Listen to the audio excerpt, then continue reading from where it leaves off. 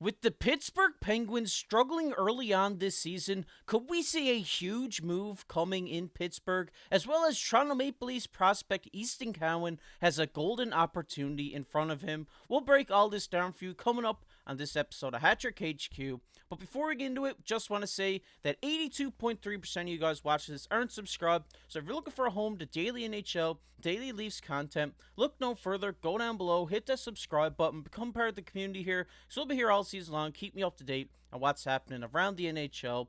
But with that said, let's get right into the first topic of the video today, and that is Pens trading Karlsson. And as we take a look at this quote from a Pittsburgh Penguins insider, he says, "It seems the Penguins could indeed trade Erik Karlsson. He's here to win, and if that's not going to happen, both sides could find a quick parting." He says, "Dubas could surely recoup the first and second round picks the Penguins gave up in the deal, if not more, and even come out ahead. However, next summer is more likely the time frame for that trade because of Karlsson's salary." And as they say here, Karlsson counts for $10 million against Pittsburgh cap, which is no small amount. To make things more concerning, the 33-year-old is still signed till 2027, which means the Penguins may have to consider buying him out at some point if he continues to decline. And as we take a look at Karlsson's stats so far this season, he does have 22 points through 30 games early on here in the season. Obviously, last year he had 101 points winning the Norris. And Mark, I know a lot of Penguins fans, a lot of NHL fans are a little bit concerned because they're looking for a little bit more production out of Erik Karlsson, one of the best offensive defensemen in the NHL for in a long time. Yeah, so the biggest problem with Pittsburgh, you have Kyle Dubas coming in as a fresh general manager there, and his team is still struggling. We seen last year they missed the playoffs. They're looking like they're going to miss it this year. They're almost last in the Metro. I think they're second last in the Metro. And they're one of the worst teams in the East when you look at standings. And they have such an old core. They still have guys like Crosby, Malkin, Letang, Karlsson. There's so much high-end talent, but an older talent too. All these guys are in their 30s, mid 30s, and they're not getting younger. So seeing this team still struggling is a bit concerning when you're looking at Pittsburgh. This is one of the maybe next 2 to 3 years, their golden opportunity to finally get back into the playoffs, make that big push, and win Sidney Crosby another cup.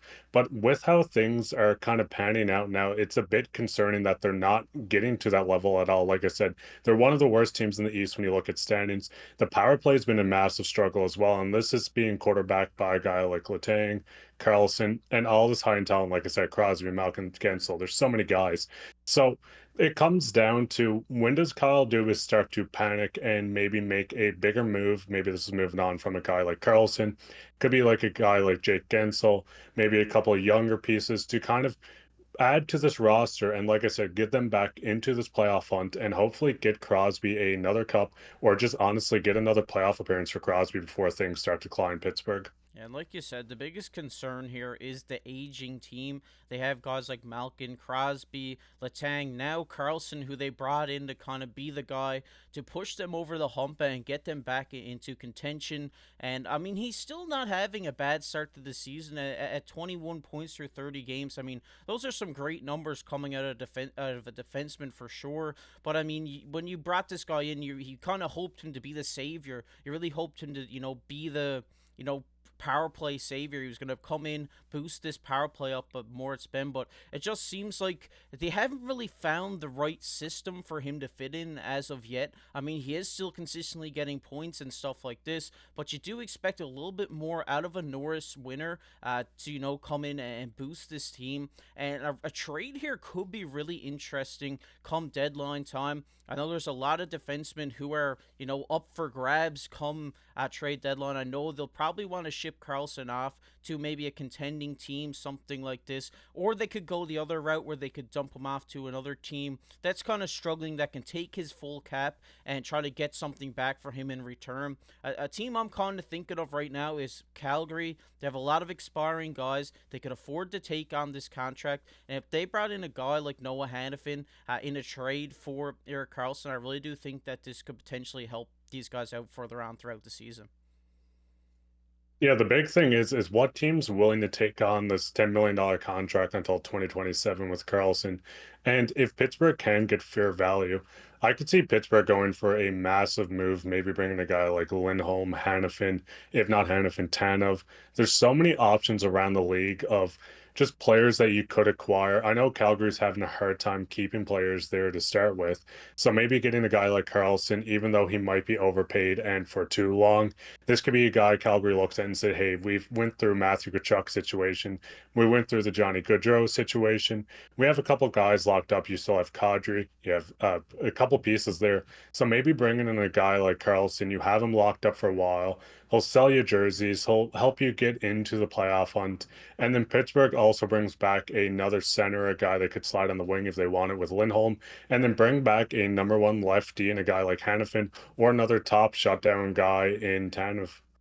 Yeah, I definitely do think that there is moves coming here in Pittsburgh. Whether it's Karlsson being shipped off at the deadline or in the off season, or whether it's like you said, some younger guys, maybe like a Gensel, going back the other way to try to bring in some more offensive power for this team. I really do think they have a great roster here. Like we said here in this video, they are an aging roster, so I mean they need a couple of guys to kind of boost this offense throughout the lineup.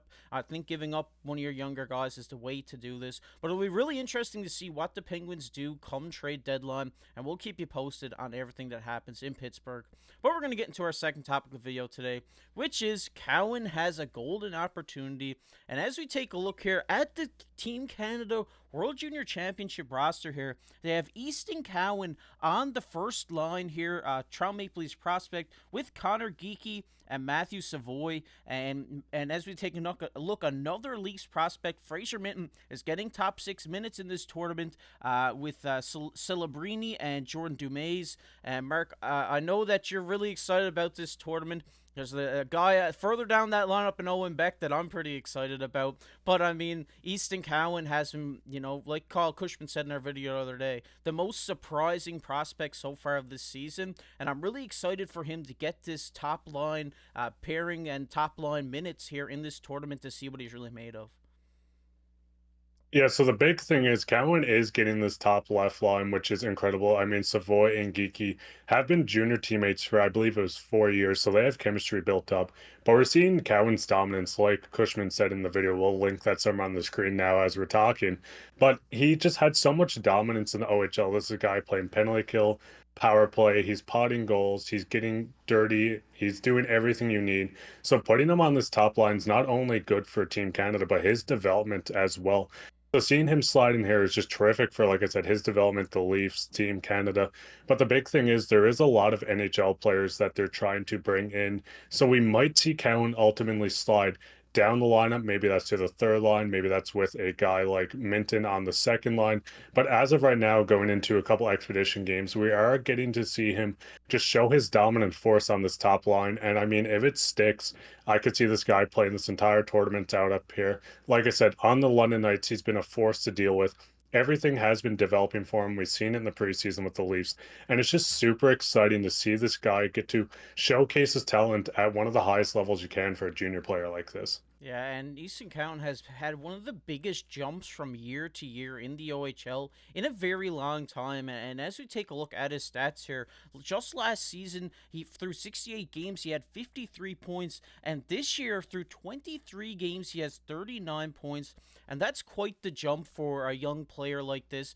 Like we've said, he's been one of the most, surprising prospects this year. I know a lot of people were doubting him when the Leafs did pick him in the draft, but he's proven everybody wrong now, and he's really shaped up to be a great player. A player that, if he performs really well in this tournament and really takes hold of this opportunity, could crack this Leafs roster next season. Yeah, no, it's awesome to see him just get better. And like when we drafted him, he did seem like a bit of a reach. I know we traded Rasmus Sandin. A lot of fans loved him. We got a 28th pick back, I believe it was 28th, and we end up drafting him Cowan with this pick. So just getting him back, watching this development, I think this guy is just going to be a perfect middle six guy. Like I said, for Team Canada, if we're looking at in that aspect, he's a guy that can play on the penalty kill, the power play, top line minutes like we're seeing him right do. He's kind of a jack of all trades. And it's like I said, this is just going to be outstanding just to see him show this at this level, playing in the World Juniors. I hope he gets to stay here for a while. If not, it'd be cool to see him build some chemistry with Minton, who's another guy that's been honestly outstanding for the Leafs in their system so far. So I think the World Junior is going to be awesome, and I'm quite excited to watch both of them play. Yeah, I'm really excited to see both of these guys go up against some of the top prospects in the entire world, really show what they're made of, get their name out there, and I'm really excited to see what this tournament beholds. And if you want us to cover this tournament here on the channel, make sure to comment down below because we've been debating it, but we want to hear from you guys because we're so amped up for this tournament. I know most of you guys are too. So let us know down below if you want us to start covering this tournament because we'd really love to. But we're gonna get into everybody's favorite topic here, and that's comment of the day. And the comment of the day today goes to Jay Mundo. He says, great shows after shows. Really like your channel's work. Keep it up. Shout out to you, Jay. Really appreciate your support here on the channel. We see all you guys down in the comment section showing your support, showing your opinions on everything we say in the videos. We really appreciate checking out all your guys' comments down below. And if you like this video, make sure to go down below, hit that like button, hit that subscribe button. We're trying to hit 3,000 subscribers before Christmas, so give us an early Christmas gift. Go down below, hit that subscribe button. But if you enjoy the NHL, make sure to check this video that's popping up on your screen right now. But as always, I've been your host, KC, alongside my co-host, Mark Pye. Keep your stick on the ice.